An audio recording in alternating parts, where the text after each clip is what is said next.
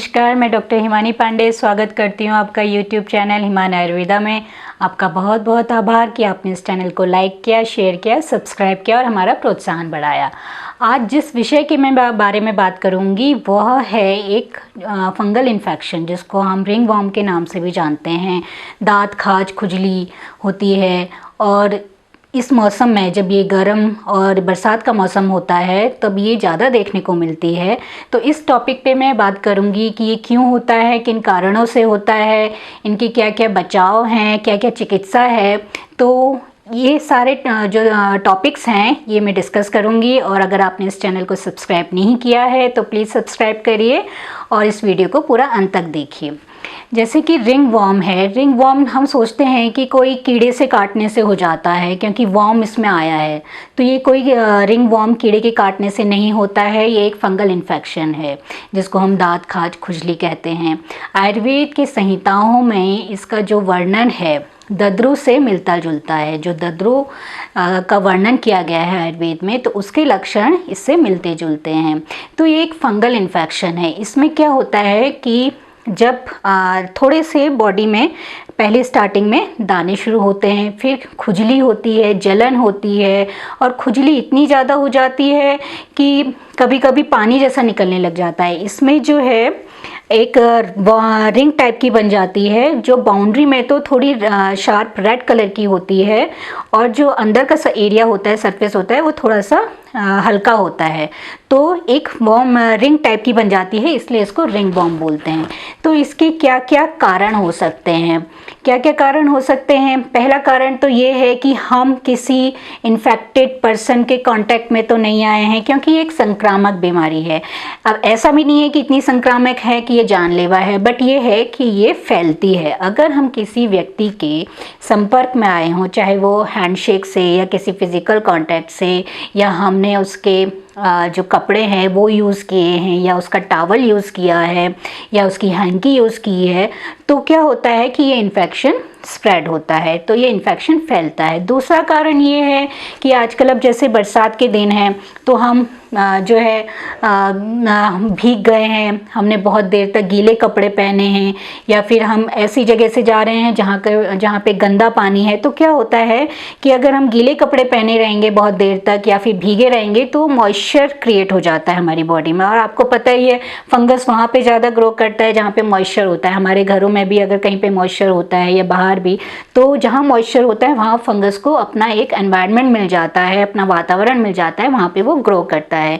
तो अगर हम गीले कपड़े पहनेंगे, बहुत देर तक जो है भीगे रहेंगे और ऐसे जगह से जाएंगे जहाँ पे गंदा पानी है, वहाँ पे जो जर्म्स हैं तो वो हमारी बॉडी में आएंगे, एंटर करेंगे, वहाँ पे वो इन्फेक्शन क्रिएट करेंगे। तो पहला कारण तो ये है कि फंगल इन्फेक्शन के जो जिसको हो रखा है अगर उसके कांटेक्ट में आया है, या फिर जो मेन है कि अगर आप जो है गीले कपड़े पहने हैं या फिर गंदा पानी से गुजरे हैं या फिर बहुत देर तक भीगे हुए हैं।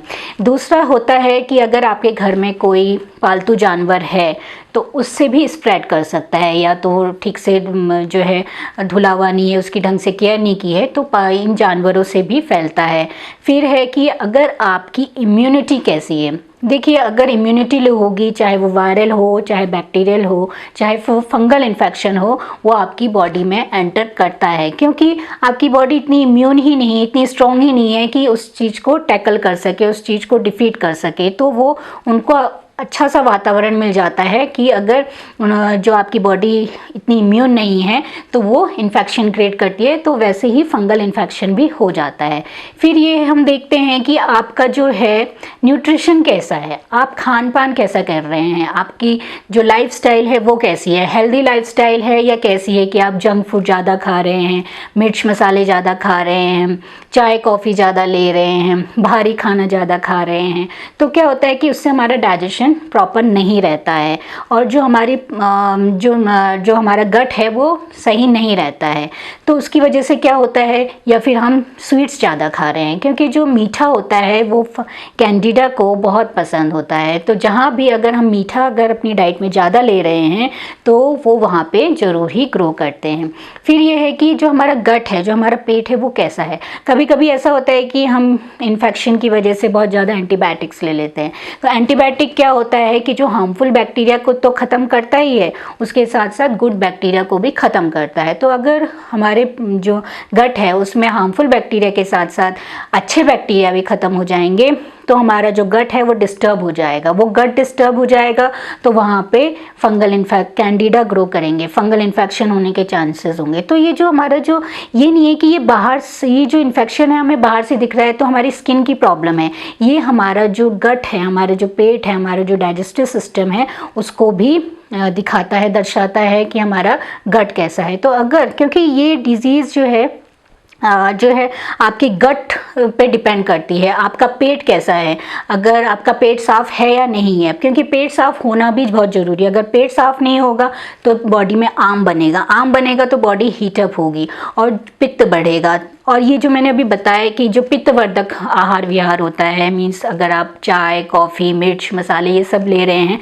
तो इनसे पित्त बढ़ता है। पित्त बढ़ेगा क्योंकि जो त्वचा है वो जो पित्त है वो त्वचा का आश्रय लेके रहती है, तो ये जो स्किन में ये प्रॉब्लम आपकी आएगी। तो इसलिए जो पित्तवर्धक आहार विहार है ये आपको इसमें कम करना चाहिए। फिर हो सकता है कि आपकी जो हाइजीन है वो कैसी है, आप जो है आप जैसे कि पसीना बहुत आता है, फिर उसके बाद नहाते नहीं हैं, पसीने वाले कपड़े पहनते हैं, तो क्या होता है कि वहाँ पे उसको अच्छा एनवायरनमेंट मिल जाता है फंगस को, तो वो ग्रो करते हैं और ये सिम्टम्स दिखाते हैं।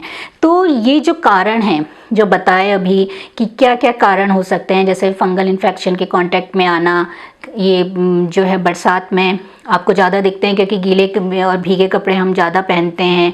आपकी जो है डाइट कैसी है ये भी बहुत डिपेंड करता है।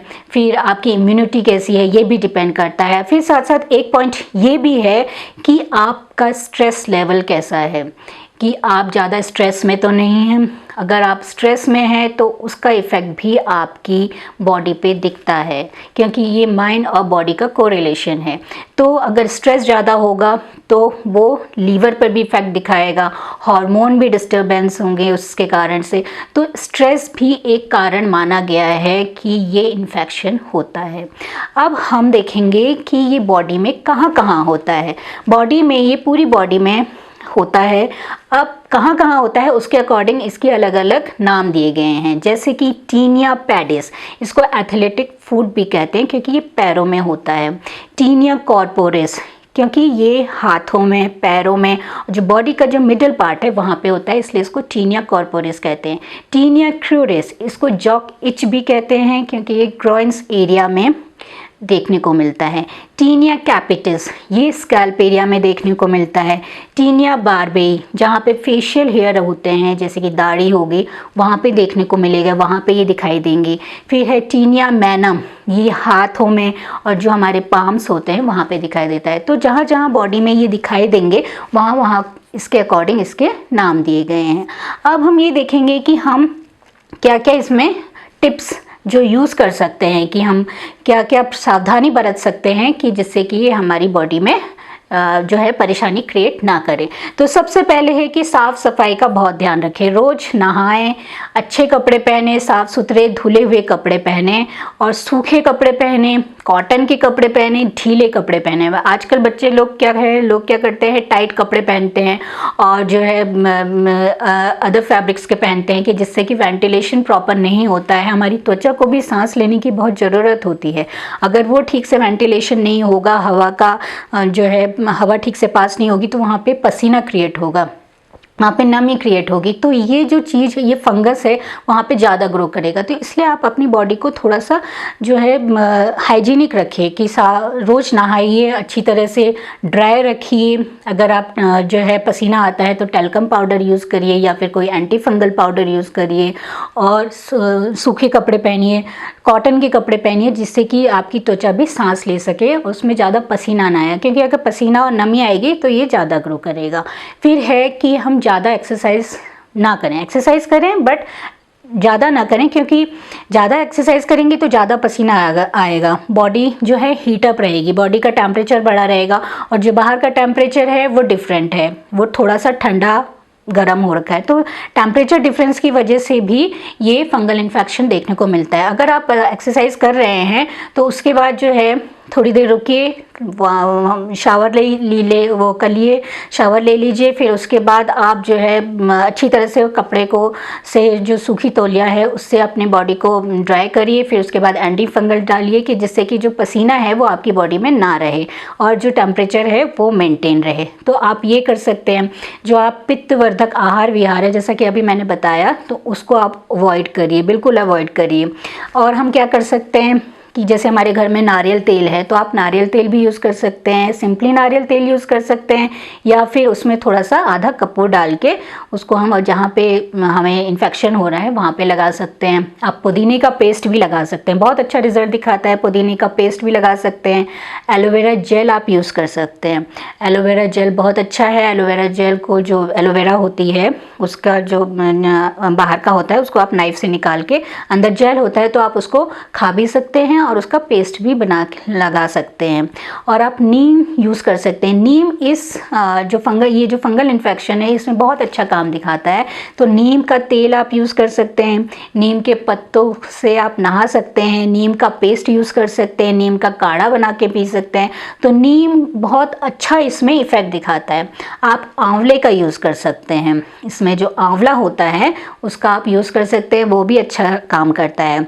और फिर हम क्या कर सकते हैं कि जो ये त्रिफला है, त्रिफला का आप यूज़ कर सकते हैं, क्योंकि त्रिफला एक ऐसा रसायन है जो आपकी इसमें हरड़, बहेड़ा और आंवला भी है। मैंने एक वीडियो बनाया है त्रिफला पे, तो आप उसको ज़रूर देखिएगा और उससे पता चलेगा कि त्रिफला कितना अच्छा काम करता है स्किन डिजीज़ में।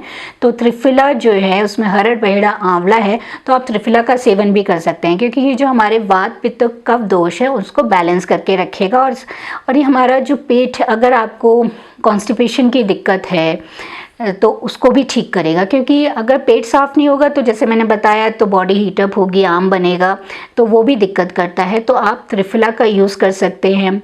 आप आरोग्यवर्धनी वटी हमारी आती है वो भी यूज़ कर सकते हैं, क्योंकि लीवर पे भी इफेक्ट दिखाएगा, पेट भी आपका साफ रखेगा और बॉडी के टेम्परेचर को भी ठीक करेगा।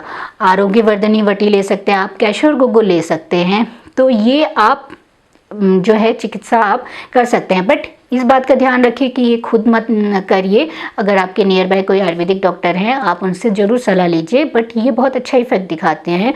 और जो मैंने सावधानियां बताई कि ये सावधानी करनी चाहिए जिससे कि ये फंगल इन्फेक्शन हमारी बॉडी में ना आए, क्योंकि ये ऐसा इन्फेक्शन है कि अभी हम एंटी फंगल टैबलेट्स लेते हैं, कुछ दिन का कोर्स करते हैं, फिर हो जाता है। पेशेंट कंप्लेन करते हैं अभी हमने इतने महीने खाया फिर से हो गया। क्यों हुआ? क्योंकि जो आपका जो शरीर है उसमें जो वात, पित्त, कफ का जो बैलेंस है वो प्रॉपर नहीं है। आप डाइट कैसे ले रहे हैं, आपकी लाइफस्टाइल कैसी है, तो ये सब चीज़ मैटर करती है। तो इन सब चीज़ों को आप ज़रूर ध्यान में रखिए और चिकित्सीय परामर्श के अनुसार जो मैंने अभी दवाइयाँ बताई हैं उनको प्रयोग में लाइए, खुद मत करिए, तो ज़रूर ही आपको बेनिफिट मिलेगा। और अगर आपको ये चैनल पसंद आया हो तो प्लीज़ इसको सब्सक्राइब करिए और हमारा मार्गदर्शन बढ़ाइए। धन्यवाद।